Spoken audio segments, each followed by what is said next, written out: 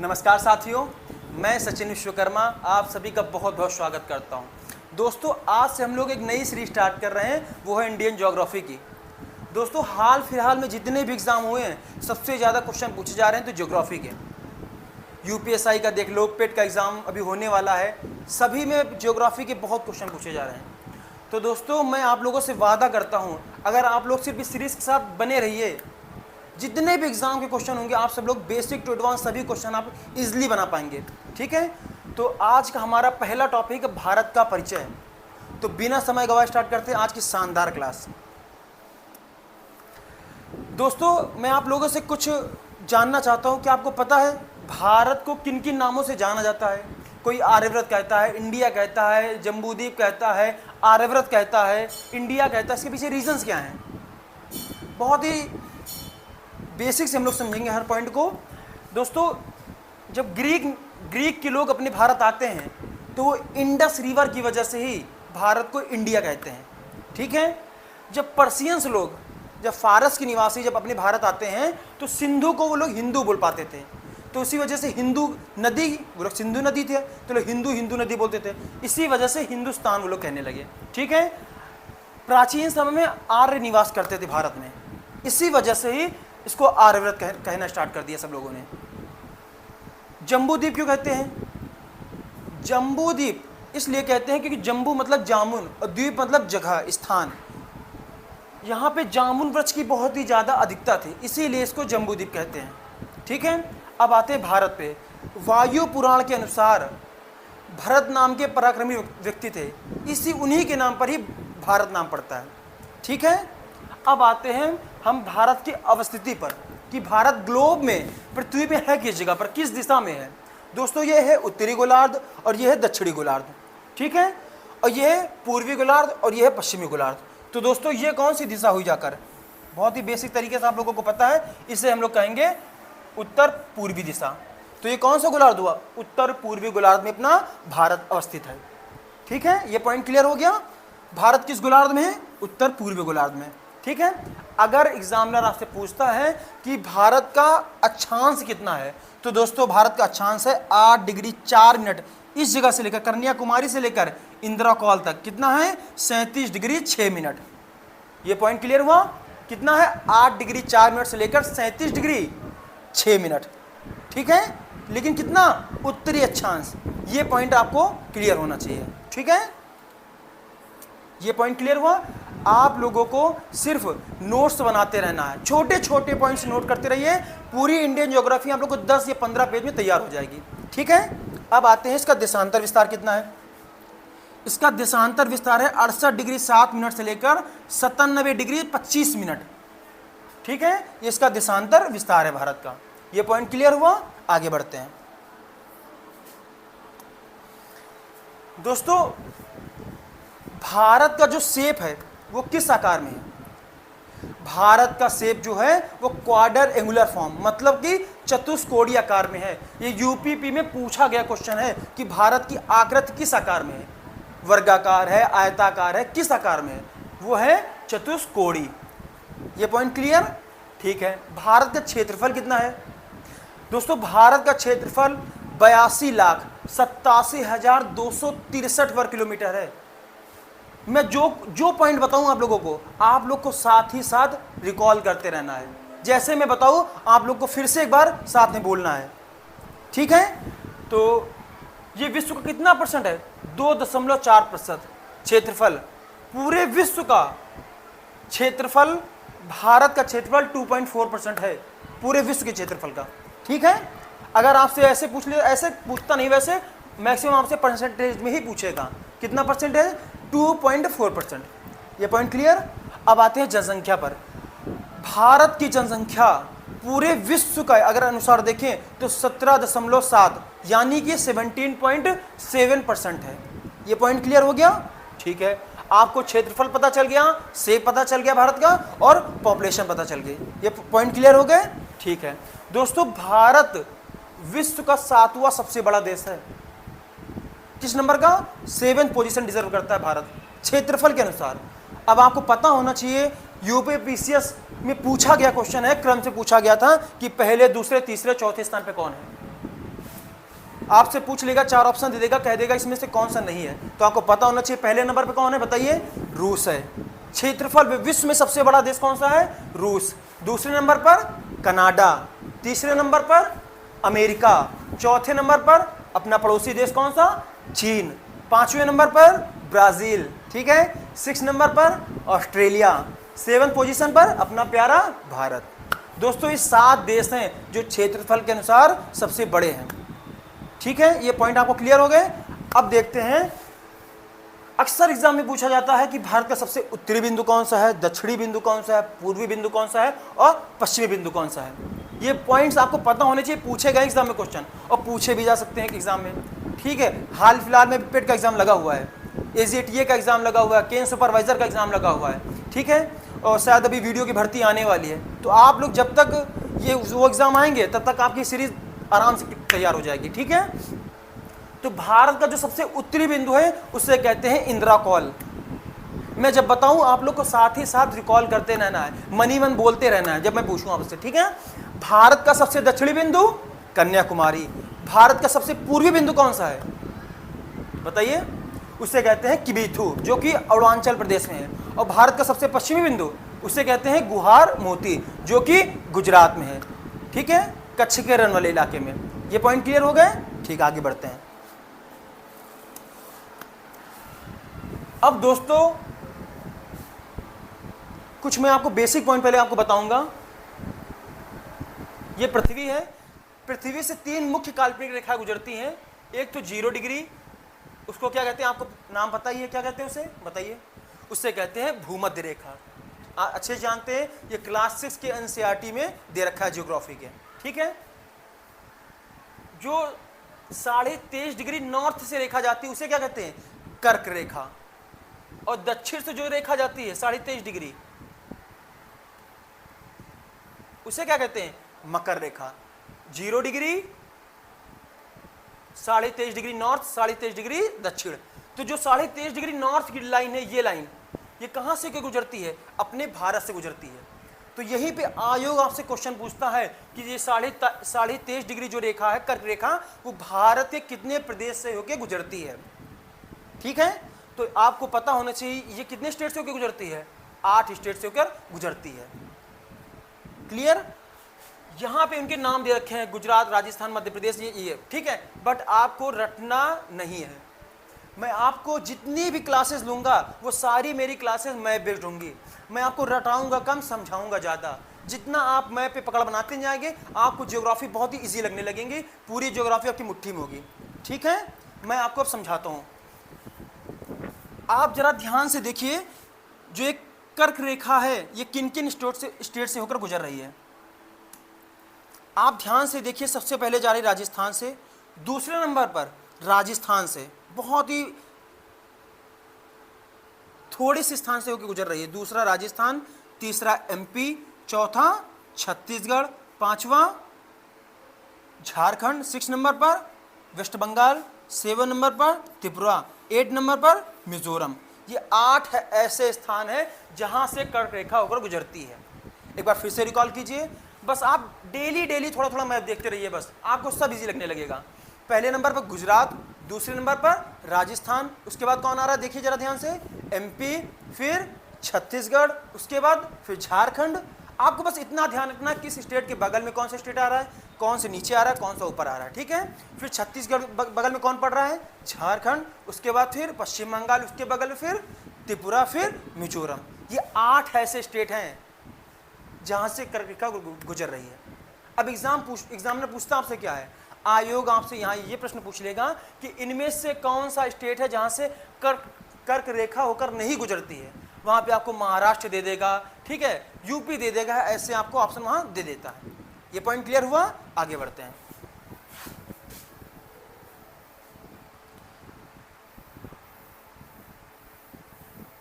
अब दोस्तों जैसे कर्क रेखा गुजर रही है वैसे ही भारत से 82.5 डिग्री देशांतर रेखा गुजरती है। वही भारत की मानक समय रेखा कहलाती है, ठीक है। भारत की मानक समय रेखा कौन सी है, 82.5 डिग्री, ठीक है। अब एग्जामिनर पूछता है आपसे कि कौन कौन से स्टेट से होकर गुजरती है। टोटल ऐसे कितने स्टेट हैं दोस्तों, 5 स्टेट है जहां से देशांतर रेखा गुजरती है भारत से। अब यूपी के एग्जाम में क्या पूछता है कि यूपी के एग्जाम में पूछता है कि उत्तर प्रदेश के कौन से स्थान से देशांतर रेखा होकर गुजरती है। तो बताइए कहां से गुजरती है दोस्तों? प्रयागराज के नैनी से, प्रयागराज के नैनी से होकर गुजरती है देशांतर रेखा। ये पॉइंट क्लियर हो गए? ठीक है। अब कौन कौन से स्टेट है? पहला तो हो गया यूपी, उसके नीचे गेस कीजिए कौन सा स्टेट पड़ता है, फिर एमपी, फिर उसके नीचे कौन सा पड़ रहा है? तीसरा छत्तीसगढ़, चौथे नंबर पर। दोस्तों ये ऐसा स्टेट है जहां पे लोग कंफ्यूज होते हैं और रटने वाले यहीं पे रह जाते हैं। ये देखो, ये रटने वाली पद्धति यहाँ पे खराब हो जाती है। अगर आपको मैप का अंदाजा रहेगा तो आप तुरंत गेस कर ले जाएंगे। चौथे नंबर आता है उड़ीसा। जैसे कि कर्क रेखा राजस्थान से थोड़े स्थान से होकर गुजरती है, उसी तरह देशांतर रेखा भी उड़ीसा से थोड़ा सा होकर गुजरती है, थोड़े से स्थान पर। ठीक है दोस्तों। अब 5वें नंबर पर कौन सा स्टेट आता है? आंध्र प्रदेश। ये 5 ऐसे स्टेट हैं जहां से देशांतर रेखा होकर गुजरती है। ठीक दोस्तों, एक बार फिर से रिकॉल कीजिए। पहले नंबर पर यूपी, दूसरे नंबर पर ठीक है एमपी, तीसरे नंबर पर ठीक, चौथे नंबर पर ये इंपॉर्टेंट है उड़ीसा, 5वें नंबर पर ठीक है आंध्र प्रदेश। ये पॉइंट क्लियर हो गए? ठीक दोस्तों।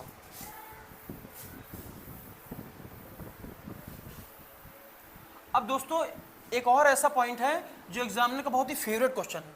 दोस्तों आप उस स्टेट का नाम बताइए जहां पर कर्क रेखा और मकर रेखा दोनों एक दूसरे को विभाजित करते हैं और काटते हैं। आप कमेंट बॉक्स में इसका आंसर बता सकते हैं। बहुत ही हॉट क्वेश्चन है ये, बहुत ही ज्यादा फेवरेट क्वेश्चन है एग्जामिनर का। ठीक है दोस्तों, आगे बढ़ते हैं। अब दोस्तों हम लोग अपने कुछ राज्य और केंद्र शासित प्रदेशों की बात कर लेते हैं। दोस्तों प्रेजेंट टाइम में भारत में 28 राज्य और 8 केंद्र शासित प्रदेश हैं। ठीक दोस्तों। अब लेकिन एग्जामिनर आपसे क्या क्वेश्चन पूछता है? वो पूछता है कि कौन से ऐसे स्टेट है जिनके जो क्षेत्रफल में बहुत ही बड़े हैं, कौन से ऐसे स्टेट है जो जनसंख्या में सबसे बड़े हैं, सबसे छोटा राज्य पूछ लेगा, सबसे छोटा जनसंख्या की दृष्टि से राज्य पूछ लेगा। ऐसे ही आपसे क्वेश्चन बना बना के पूछता रहता है। फिर मैं आपसे वही बात कहना चाहता हूँ, थ्योरी तो हर बुक में दे रखी है, आपको रटना नहीं है। अगर आप यहाँ समझ लेंगे तो आपको हर बुक बहुत ही ईजी लगने लगेगी। ठीक है दोस्तों, तो मैं आपको फिर से मैप के थ्रू समझाना चाहता हूँ।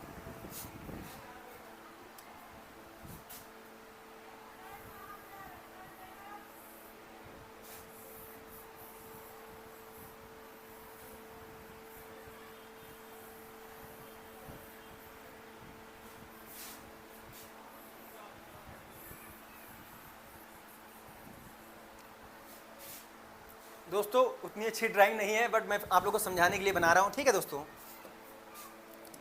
दोस्तों भारत को जो सबसे बड़ा क्षेत्रफल के अनुसार राज्य कौन सा है बताइए? सबसे बड़ा राज्य है, पहले नंबर पर कौन सा स्टेट आ रहा है? राजस्थान। आप लोगों को सभी स्टेट की पोजीशंस पता होनी चाहिए। अपने स्टडी टेबल पर इंडिया का मैप हर समय आप लोग लगा के रखिए। ठीक है, तभी आप कमांड बना पाएंगे। तो सबसे नंबर 1 पे कौन सा स्टेट आ रहा है क्षेत्रफल के अनुसार? राजस्थान। दूसरे नंबर पर ये कौन सा स्टेट है? एमपी दोस्तों। तीसरे स्थान पर महाराष्ट्र। चौथे नंबर पर अपना प्यारा यूपी। ठीक है दोस्तों। 5वें नंबर पर गुजरात। तो ये 5 ऐसे स्टेट हैं भारत के जो क्षेत्रफल के अनुसार सबसे बड़े हैं। यही चीज आप बस आपको मैप समझना है, बस बहुत इजी है। पहले नंबर पर ठीक है, दूसरे नंबर पर, तीसरे नंबर पर, चौथे नंबर पर और 5वें नंबर पर। ये सारे पॉइंट्स बस आपको समझना है, देखते रहना है और रिकॉल करते रहना है। बहुत ही इजी तरीके से आपको याद हो जाएंगे। अब आते हैं हम अपने नेक्स्ट क्वेश्चन पर। आप जरा गेस कीजिए कि भारत का सबसे छोटा राज्य कौन सा है? गेस कीजिए। सिक्किम? गलत, सिक्किम नहीं है। यही पे लोग कंफ्यूज होते हैं। दोस्तों आपको ये छोटा सा सिक्किम दिख रहा है? बिल्कुल गलत है। ये रहा कर्नाटक, महाराष्ट्र से नीचे।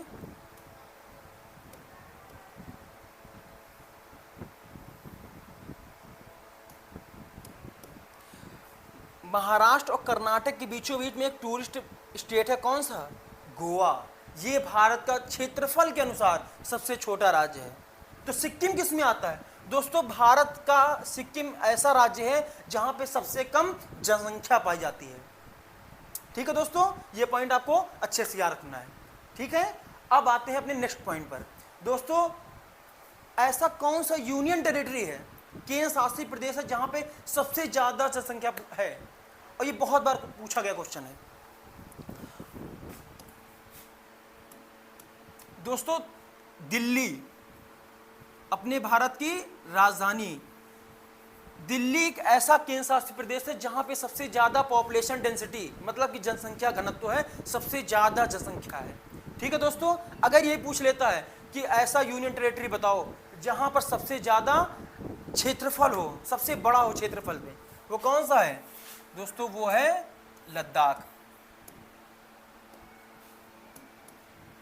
वो कौन सा है? लद्दाख। ठीक है, ये पॉइंट क्लियर हो गया आपके। अब आते हैं, हम आपको थ्योरम दिखाते हैं, आपको इजी याद हो जाए। ठीक है, ये देखिए, सबसे बड़े राज्य राजस्थान, मध्य प्रदेश, महाराष्ट्र, उत्तर प्रदेश, गुजरात। सबसे छोटा राज्य मैंने बता दिया गोवा। सबसे बड़ा ये जम्मू कश्मीर ओल्ड डाटा है। अब कौन सा? लद्दाख है। सबसे छोटा द्वीप ये देखिए, सबसे छोटा द्वीप कौन सा है? भारत के अरब सागर में एक छोटा सा द्वीप पड़ता है जिसे हम लोग कहते हैं लक्षद्वीप। ये कोरल लैंड है। ठीक है, कोरल से बना हुआ है। यहां पे लक्षद्वीप हो गया। ठीक है, अब आते हैं पॉपुलेशन में। सबसे बड़ा राज्य तो पता ही आपको, कौन सा पॉपुलेशन में? उत्तर प्रदेश, फिर महाराष्ट्र, फिर बिहार, फिर पश्चिम बंगाल, फिर मध्य प्रदेश। सबसे छोटा राज्य मैंने आपको बता ही दिया पॉपुलेशन के अनुसार, कौन सा है? सिक्किम। केंद्र शासित में सबसे बड़ा दिल्ली, आपको बता ही दिया मैंने। ये सारे जितने भी थ्योरीज दे रखे हैं आप मैप से बहुत ही ईजी तरीके से समझ सकते हैं। ये देखिए, मैप में बहुत ही ईजी लगता है याद करने में। ठीक है, और सबसे छोटा द्वीप कौन सा है? लक्षद्वीप। ये पॉइंट्स क्लियर हो गए, आगे बढ़े। ठीक है, अब दोस्तों हम लोग उन प्रदेश की बात करेंगे, उन स्टेट की बात करेंगे जिनकी बाउंड्री ओशियन से, सागरों से टच हो रही है। ठीक है, जिनके पास कोस्टल एरिया, मतलब तटीय इलाका है जिनके पास। तो ऐसे कितने आप स्टेट बता सकते हैं जो भारत के पास है, जो जिनकी बाउंड्री समुद्र से टच हो रही है? दोस्तों ऐसे स्टेट है 9, जो है गुजरात, महाराष्ट्र, गोवा, कर्नाटक, केरल, तमिलनाडु, उड़ीसा, आंध्र प्रदेश, पश्चिम बंगाल। लेकिन आपसे एग्जामिनर ये नहीं पूछेगा कितने स्टेट हैं, आपसे ये पूछेगा कि सबसे बड़ा तटीय सीमा किस प्रदेश के पास है। तो दोस्तों वो है गुजरात। ये देखिए, सबसे बड़ी बाउंड्री देखिए जनाब, टोटल 1214 किलोमीटर है इसके पास। ठीक है, उसके बाद सबसे बड़ी बाउंड्री अगर किसी के पास है तो वो आंध्र प्रदेश के पास। कितनी है? 973.7 किलोमीटर। ठीक है, और उसके बाद तीसरे नंबर पे कौन सा आता है? तमिलनाडु। ये 3 ऐसे स्टेट हैं जिनके पास सबसे बड़ी तटीय सीमा है दोस्तों। ये पॉइंट्स क्लियर हो गए आपको।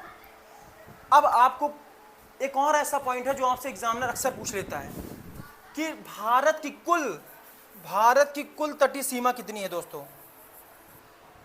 आप लोग ने मैक्सिमम बुक में देख रखा होगा 7516 किलोमीटर। तो दोस्तों आप लोगों को ये नहीं याद रखना है, क्योंकि अब ये डाटा चेंज हो गया है। अब न्यू टेक्नोलॉजी का ज़माना है, गवर्नमेंट ने फिर से इसका मेजरमेंट किया है। अब जो तटीय सीमा टोटल आ रही है वो 11,098 किलोमीटर है। आपको ये डाटा याद रखना है।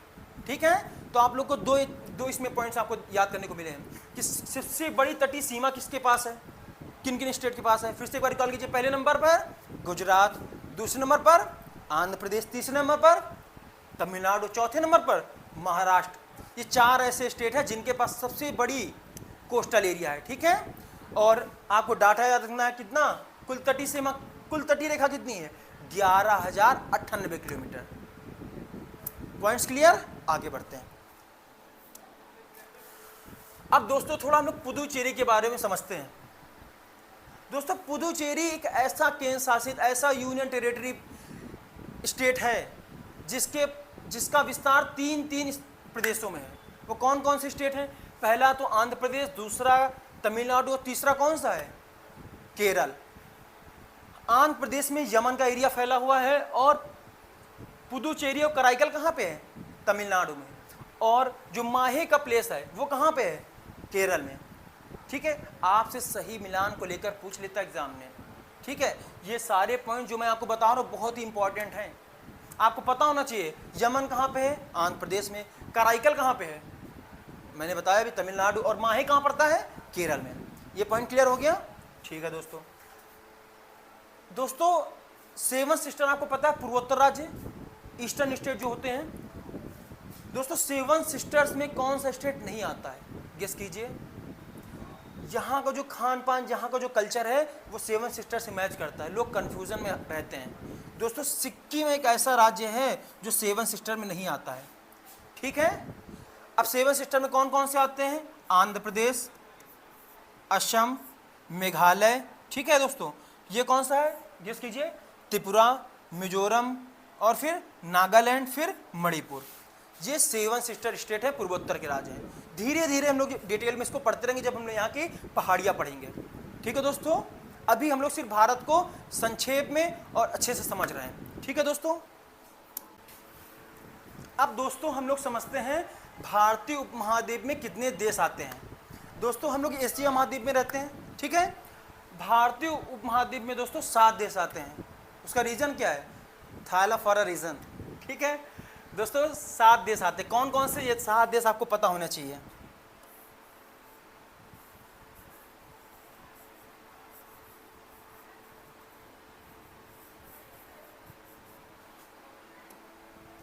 दोस्तों एक तो अपना प्यारा भारत देश हो गया, ठीक है। पंजाब के लेफ्ट साइड में पड़ता है कौन सा देश, पाकिस्तान। फिर यहां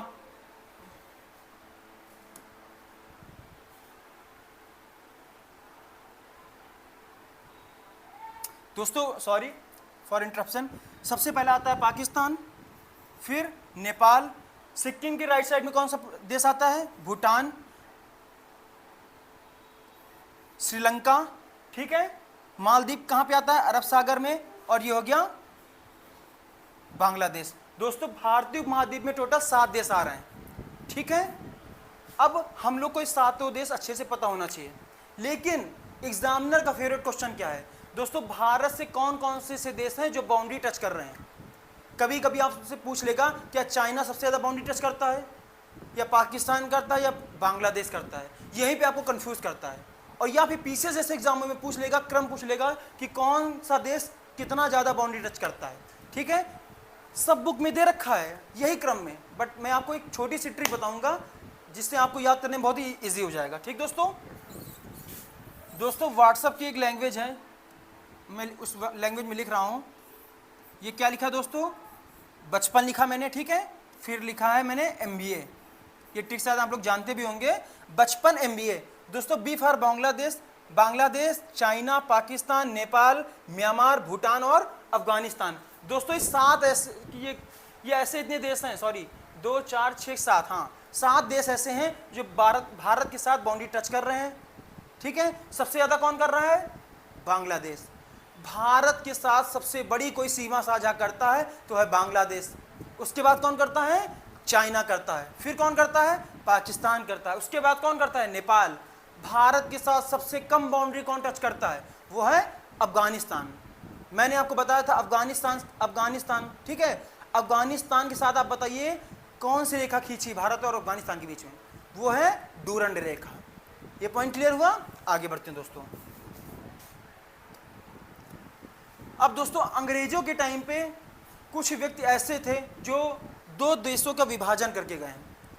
अब यहाँ पे आयोग आपसे क्वेश्चन करता है कि भारत और पाकिस्तान के बीच में कौन सी रेखा है, कब खींची गई और किसने खींचा है।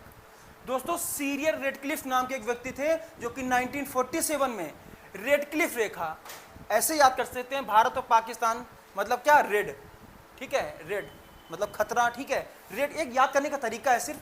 रेडक्लिफ रेखा खींची गई किसके बीच में, भारत और पाकिस्तान के बीच में, ठीक है दोस्तों। भारत और चीन के बीच में कौन सी रेखा है दोस्तों, मैक-मोहन रेखा, ठीक है दोस्तों।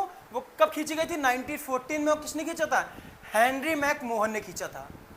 इतना क्लियर हुआ। अब आते हैं भारत और अफगानिस्तान। दोस्तों भारत और अफगानिस्तान के बीच में जो रेखा है उसे हम लोग कहते हैं डूरंड रेखा। ये पॉइंट्स आपको क्लियर हो गए, ठीक है। अब भारत, दोस्तों भारत में 3 ऐसे विवादित क्षेत्र हैं, ठीक है। आए दिन यहाँ पे झगड़ा विवाद होता ही रहता है, जैसे कि LOC किसे कहते हैं, लाइन ऑफ कंट्रोल। दोस्तों भारत और पाकिस्तान के बीच में है। अब LAC किसे कहते हैं? लाइन ऑफ एक्चुअल कंट्रोल, जो कि किन के बीच में है? भारत और चाइना के बीच में।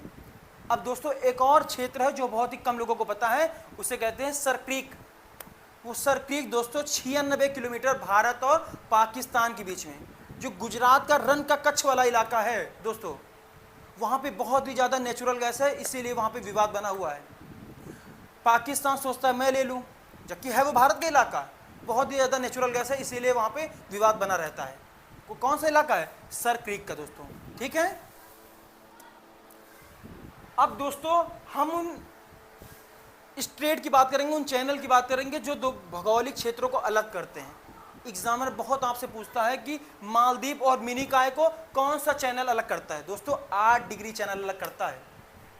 मिनिकॉय और लक्षद्वीप को कौन अलग करता है दोस्तों? वो 9 डिग्री चैनल करता है, ठीक है। और एग्जामिनर का मोस्ट फेवरेट क्वेश्चन, बहुत ही बार पूछा गया क्वेश्चन, अंडमान और निकोबार को कौन अलग करता है दोस्तों? वो है 10 degree channel. 10 degree channel Andaman और निकोबार को अलग करता है, ठीक है दोस्तों। अब मैं आपसे जानना चाहता हूँ, आप बताइए कि पाक जल संधि किन दो देशों को अलग करता है? भारत और पाकिस्तान? दोस्तों बिल्कुल गलत। यहाँ पे पाक जल संधि का मतलब भारत पाकिस्तान ही होगा। पाक जल संधि आता है भारत और श्रीलंका को, दोनों को अलग करता है, ठीक है। मैं आपको मैप से बताता हूँ। भारत हो गया, ठीक है दोस्तों, और ये आता है श्रीलंका। भारत और श्रीलंका के बीच में जो पतला सकरा रास्ता होता है दोस्तों, ये व्यापार के लिए जाना जाता है। ये जितने भी चैनल्स होते हैं यहाँ से जहाज होकर गुजरते हैं व्यापार के लिए दोस्तों। तो भारत और श्रीलंका के बीच में जो स्ट्रेट है, इसे क्या कहेंगे? इसे हम लोग कहते हैं पाक स्ट्रेट, पाक जल संधि, इसी को कहते हैं, ठीक है।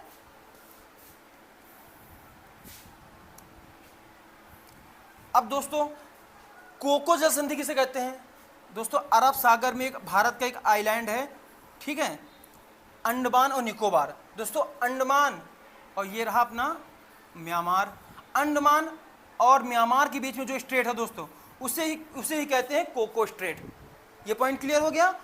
अब ये हुआ अंडमान, और इस जो साउथ में उसे कहते हैं निकोबार। यहाँ पर एक देश है, उसे हम लोग कहते हैं कौन सा? इंडोनेशिया। तो वहाँ पे एक सुमात्रा आइलैंड पड़ता है दोस्तों। निकोबार और सुमात्रा आइलैंड के बीच में जो स्ट्रेट है उसे क्या कहते हैं दोस्तों? उसी को कहते हैं ग्रेट चैनल।